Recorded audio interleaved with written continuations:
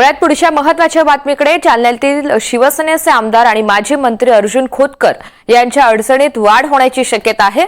काही महिन्यांपूर्वी झालेल्या विधानसभा निवडणुकीमध्ये अर्जुन खोतकर यांनी चुकीच्या पद्धतीने आणि आवश्यक त्या फॉर्मॅटमध्ये उमेदवारी अर्ज न भरल्याचा आरोप काँग्रेसचे पराभूत उमेदवार कैलास गोरंट्याल यांनी केलाय।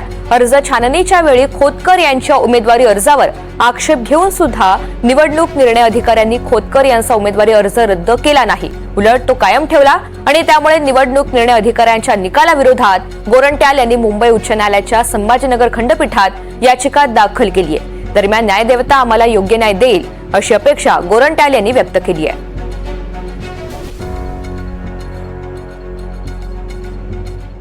बघा, इलेक्शन पिटिशन मी आज दाखल केलेली आहे।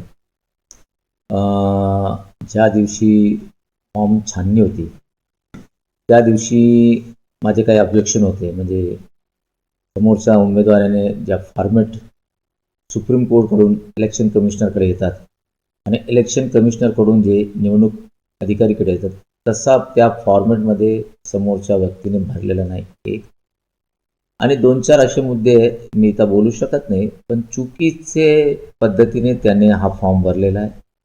आणि त्या दिवशी आम्ही जेव्हा आमच्या वकिलाने बहस केली, चर्चा केली, आम्हाला वाटत होतं की समोरच्या पार्टीचा फॉर्म रिजेक्ट होईल।